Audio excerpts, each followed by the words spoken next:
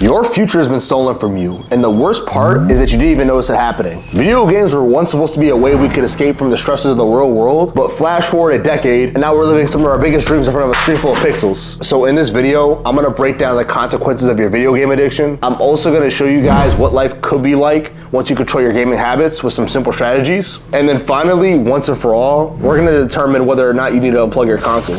Did you recognize that sound? If you do, you probably spent a lot of time trying to prestige over and over and over again. The amount of time that we collectively have spent gaming could have solved world hunger. We could have made our biggest dreams come true with the amount of time wasted by playing video games all day. The consistent loop of grinding, leveling up, unlimited replays has consistently made us feel a way that we can't get in the real world. We've become addicted to instant gratification. This consistent cycle has made us become very lazy and become very dependent on consistent validation from bright pixels and surreal sounds. And it wasn't even necessarily the time spent gaming that hurt us. It was overall a lack of inspiration when we did our daily routines. Like, we would consistently find ourselves lackluster, bored, and struggling to find motivation to get the things that we needed to get done. Essentially making us lazy by lack of motivation. So you have to realize most people don't have the discipline to get things done when it's boring. So when you add in video games, it makes it even harder for people to do things that they don't necessarily love. I remember back in middle school and high school when I would sit in class and just daydream about playing video games after school.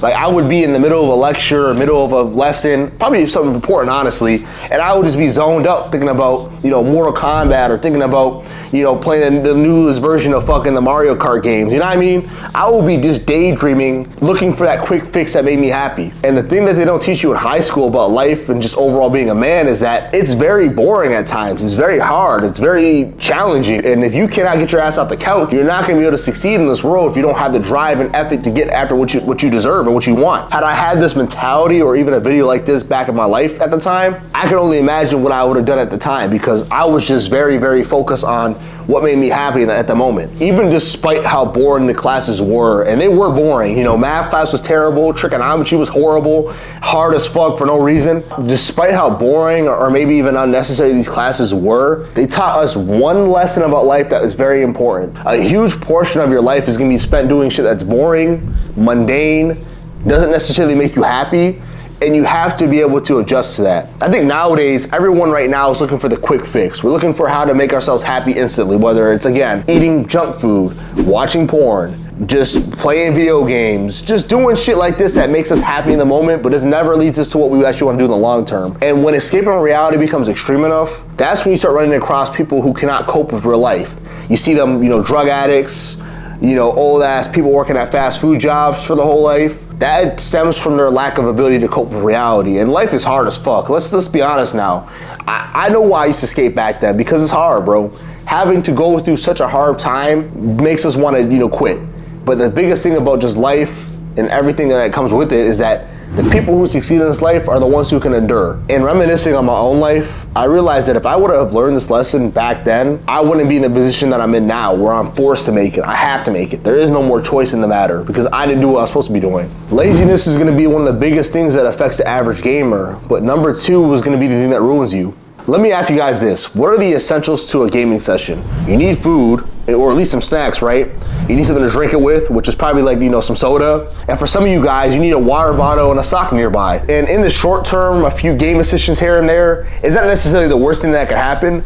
But over the long time, this is when you start to have a lot of repercussions from your actions. Let's just talk about the physical consequences first of overly gaming and eating bad food. When you're feeding your body, your sacred temple, junk food all the time with empty calories, it's gonna lead to some problems that most gamers experience, such as high blood pressure, low libido, lack of motivation, brain fog, and then on top of that, you guys have such bad form sitting in your gaming chairs that it ultimately tightens your hips up, giving you back problems, or even worse, you actually have like a fucking actual disc, pop out. All these physical factors ultimately lead your testosterone being lowered, giving you mental problems as well. Like, have you guys ever played a really hard game and you guys consistently keep failing, keep dying, and then out of nowhere, you just burst into a rage and just lay in bed and contemplate life for 30 minutes and just think, why am I on this planet? You know what I'm talking about. So oftentimes when you're gaming, it can make your pre-existing mental health problems even worse. Just because at that certain point, you can't escape your problems forever. Like, it almost becomes impossible to escape reality with video games. A lot of gamers will invest more into their online characters than they do themselves.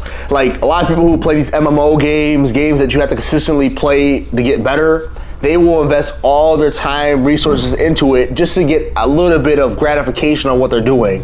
And I used to be that way similarly too. I used to always be the kind of person who would, you know, spend his money on Fortnite skins, spend his money on just dumb shit so that way I could feel validated, when the only real thing I was missing was loving relationships, you know, real relationships, real connections with people who cared about me. Because back where I was at the time of my life, I was just kind of standoffish, you know, I didn't really fuck with people. And the biggest thing was because when I was living back in my hometown, you didn't really meet new people at a certain point. You just kind of stayed in your social circle, and whoever you left out of high school with was who you were clicked up with. Being here in Houston now has shown me that there's an unlimited amount of people you can meet, there's an unlimited amount of friends you can have, a limited amount of girls you can date, but you have to learn how to self-control your gaming habits, and that's something that I really mastered when I've been here. You know, besides that new Resident Evil 4 game that came out, I haven't really been playing video games. I've been more interested in finding out who I am as a character, figuring out what I can do in this world, and seeing if I can take myself from a small town kid in Buffalo, New York to the heights of this world. And I always tell you guys, similar to a protagonist in your favorite video game, I'm willing to die over this shit. I'm willing to take everything I have and squeeze everything out of me in order to be where I want to be at. And to be honest with you guys, unlike most YouTubers, I don't really want that much. I just want myself to have a good woman or two. I want to have the ability to, you know, not have to work on someone else's schedule and play office politics and play with that bullshit. And ultimately, I want to serve you guys as my viewers. I want to make sure you guys watch my videos and leave with something. And you know, at the end of my gaming career, probably towards the end of high school, I would just sit there and play the game and just wonder, like, how can I sit here and play out another man's dream while I'm living in a nightmare? Like, how can I consistently invest in something that doesn't invest in me? Why do I care about something that has no meaning outside of this? Like, why do I want to be good at this when at the end of the day I'm not making money off of it? I was ranked #1 in Mortal Kombat as far as some of the towers at one point, and at the whole time I realized, like, yeah, I'm #1 in the world. What has that brought me? It hasn't brought me anything. My life still sucks. I'm still bored as fuck outside the game. I didn't have any hoes at the time. I didn't have more than 2 friendships at the time. And at this point, I realized it was time for a change. And I know that a lot of critics are gonna say that, you know, I video game my friends. I game my friends. I'm not lonely. I'm not bored. I'm not, you know. Once that video game goes off, what do you have? What does it mean at the end of the day? In 10 years from now, what are people gonna say about me? Oh, he was good at Mortal Kombat. The fuck? The saddest people I know are the people who are addicted to video games. Like, I look back on some of my friendships that I've had, family members I'm not gonna disclose because obviously that's disrespectful, but I look at their life and they're lonely. They go to work, maybe, if they have a job, and they game at night all day long and they just do the same thing over and over again. And that's what I don't want for you guys. I don't want you guys to look back 5 years ago and say every day in my life has been pretty much the same day over and over and over again. I want you guys to look at yourself 5 years from now and say, I did something with my life. I am a lot closer now than I was back then. I'm a lot more wise. Yes, gaming is fun. Yes, there's some lessons you can learn. But overall, if you find yourself consistently being addicted to games, it's time to unplug. And let me leave you guys with this. Imagine our ancestors and the people who came before us had access to video games. What would our future look like? What would we be looking like right now? Most of the things that we enjoy and the luxuries that we have come from people focusing in on their greatness and getting things done. If it wasn't for that, a lot of the things that we enjoy today wouldn't be here. So before you turn on your game for a 5-hour session, just realize that you're living in an open world. Either you become a winner or you become a loser. The choice is yours. So video games can easily devour your greatness. But what if I told you that they actually can inspire greatness as well if they're used correctly? So make sure you guys watch this video here. I'm gonna holler back at you guys. Peace.